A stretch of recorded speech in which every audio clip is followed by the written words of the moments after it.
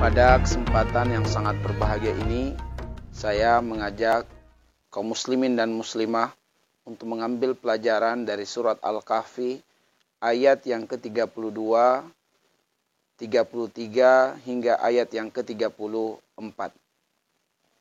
Bunyi ayatnya Allah Subhanahu wa taala berfirman, A'udzu billahi minasy syaithanir rajim.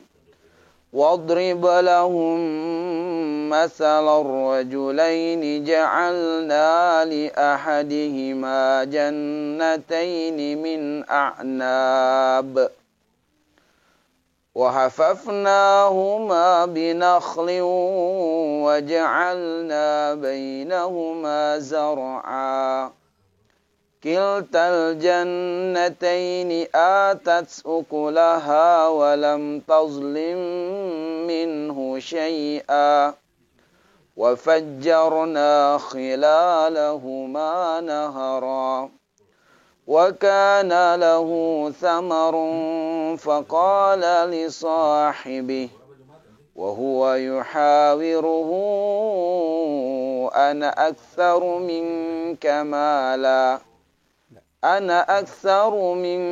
مالا وأعز نفرا واضرب لهم مثل الرجلين dan berikanlah kepada mereka perumpamaan tentang dua orang laki-laki, yaitu muslim dan kafir. Ja'alna li ahadihima jannataini min a'nabin. Salah satu dari dua orang itu diberikan oleh Allah dua kebun anggur. Dan yang dikaruniakan dua kebun anggur itu adalah orang kafir. Wa hafafnahuma binakhlin wa ja'alna bainahuma zar'a. Dan Allah menjadikan kebun anggurnya itu dikelilingi oleh pohon-pohon kurma. Dan Allah menjadikan di antara dua kebun itu ada zar'a, yaitu ladang. Kiltal jannataini atat ukulaha walam tazlim minhu syai'a. Dua kebun itu menghasilkan buah, walam tazlim minhu syai'a, dan tidak berkurang sedikit pun dari buah itu. Wa fajjarna khilalahuma nahara. Dan Allah pancarkan di tengah-tengah dua kebun itu nahara. Ada mata air yang mengalir, ada sungai. Wa kana lahu thamarun. Dan laki-laki kafir itu memiliki harta kekayaan yang berlimpah. Faqala li sahibih. Dan dia pun merendahkan muslim dengan kekayaannya yang berlimpah itu. Seraya berkata kepadanya, wa huwa yuhawiruhu, an aksaru minka malan wa a'azzu nafara. Saya lebih banyak harta daripada engkau. Wa a'azzu nafara, dan saya lebih banyak keturunan dan juga pengikut-pengikut.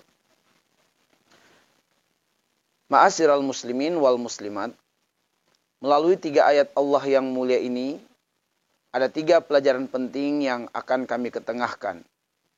Pelajaran yang pertama berkenaan dengan umat Islam dan umat kafirin bersaing dalam urusan keduniaan. Penekanan yang kedua, jika orang-orang kafir yang memiliki harta, kekayaan, kedudukan, peluangnya begitu besar untuk merendahkan umat Islam.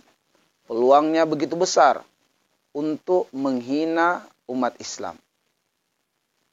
Dan pelajaran yang ketiga adalah pentingnya harta, kekayaan dikelola atau berada di tangan orang-orang muslim yang soleh. Ma'asyiral muslimin wal muslimat. Mari kita lihat pelajaran yang pertama. Bahwa umat Islam dan umat kafirin bersaing dalam urusan dunia. Bersaing dalam urusan harta. Bersaing dalam urusan ekonomi. Bersaing dalam urusan penaklukan dunia ini. Ayat yang perlu kita ketengahkan untuk menegaskan hal ini adalah firman Allah di dalam surat Al-A'la. Allah berfirman, Sabbihisma rabbikal a'la alladzi khalaqa fasawwa walladzi qaddara fahada. Allah Subhanahu wa taala pada 3 ayat yang pertama Al-A'la itu menegaskan bahwa manusia itu diciptakan dengan 4 tahapan. Tahapan yang pertama adalah khalaqa, yaitu penciptaan. Tahapan yang kedua adalah fasawwa, Allah membentuk fisiknya, yaitu laki-laki dan perempuan. Kemudian tahapan yang ketiga adalah faqaddar, Allah menentukan masa hidupnya di dunia. Allah tetapkan takdir untuknya. Dan tahapan yang keempat adalah fahada, yaitu petunjuk bagaimana bertahan hidup di dunia. Petunjuk untuk bisa menaklukkan dunia. Petunjuk untuk bisa menjawab segala persoalan-persoalan keduniaan yang dihadapi dan yang dialami. Ma'asyiral muslimin, pada tahapan yang keempat adalah fahada. Ini adalah hidayah tingkat 1. Diberikan kepada semua manusia baik muslim ataupun kafir. Maka muslim ataupun kafir, mereka ini berjuang untuk bisa menjawab persoalan-persoalan keduniaan. Berjuang untuk bisa bertahan hidup di dunia. Dan berjuang untuk menaklukkan dunia ini. Disinilah pentingnya kita umat Islam harus sungguh-sungguh dalam belajar. Serius dalam bekerja. Dan profesional dalam setiap urusan. Sebab jika tidak, dan justru keprofesionalan itu, justru kecerdasan, kepintaran itu banyak dimiliki oleh orang-orang kafir, maka tidak menutup kemungkinan orang-orang kafir akan mengungguli umat Islam dalam perkara dunia. Padahal ma'asyiral muslimin, Allah menjadikan umat Islam ini sebagai khalifatan fil ardh, sebagai pengelola dunia ini. Dan untuk mengelola dunia ini membutuhkan kerja-kerja profesional. Sebab Rasulullah bersabda, innallaha yuhibbu idza amila ahadukum amalan an yutqinahu. Allah suka seorang muslim kalau bekerja, dia bekerja dengan cara yang profesional, dengan cara yang terbaik. Maka pada penekanan atau pelajaran yang pertama ini, saya mengajak diri saya dan umat Islam, ayo kita harus serius belajarnya. Kita harus serius bekerjanya, harus profesional, bagus manajemen kita, agar supaya kita mengungguli orang kafir dalam perkara dunia. Agar supaya kemudian kita mampu menjawab persoalan-persoalan keduniaan, di mana solusinya lahir dari para cendekiawan muslim, lahir dari ilmuwan-ilmuwan muslim, lahir dari orang-orang yang bertauhid, bukan lahir dari orang-orang yang tidak bertauhid kepada Allah Subhanahu wa taala. Sebab ma'asyiral muslimin, orientasi kita adalah orientasi bukan hanya menaklukkan dunia ini, tapi juga untuk mendapatkan kehidupan, keselamatan dan kesejahteraan di akhirat kelak. Tidak sebagaimana orang kafir, di mana orientasi hidup mereka adalah bagaimana meraih kesuksesan setinggi-tingginya di dunia ini saja. Pelajaran yang kedua atau penekanan yang kedua ma'asyiral muslimin adalah bahwa jika harta itu dikelola oleh orang-orang kafir, jikalau orang-orang kafir merekalah yang menaklukkan dunia ini, karena mereka tekun, mereka bagus dalam kinerjanya, profesional, dan manajemennya begitu rapi, begitu teratur dalam setiap urusan-urusan keduniaan yang mereka jalani, sehingga umat Islam pun dikalahkan, ya. Sehingga umat Islam pun meniru dari cara-cara kerja mereka, berkiblat dengan mereka dalam perkara-perkara dunia, maka ketahuilah ma'asyiral muslimin bahwa orang-orang kafir itu mereka tidak suka dengan Islam dan kaum muslimin. Maka dengan kekayaan dan kedudukan yang mereka miliki, dengan kehebatan-kehebatan yang mereka dapatkan dalam perkara-perkara keduniaan, mereka jadikan itu sebagai wasilah untuk merendahkan Islam dan kaum muslimin. Mereka jadikan itu sebagai wasilah untuk menghinakan Islam dan kaum muslimin. Bahkan dengan kekayaannya, dengan kedudukannya, mereka dapat berbuat sewenang-wenang terhadap Islam dan kaum muslimin. Apakah kita mau dihinakan, direndahkan oleh orang-orang kafir? Tentu tidak, ma'asyiral muslimin. Karena itu, sekali lagi, bahwa umat Islam harus berjuang, harus bersaing dalam perkara-perkara dunia. Dan umat Islam harus mampu mengungguli mereka, harus mampu mengalahkan mereka dalam perkara keduniaan.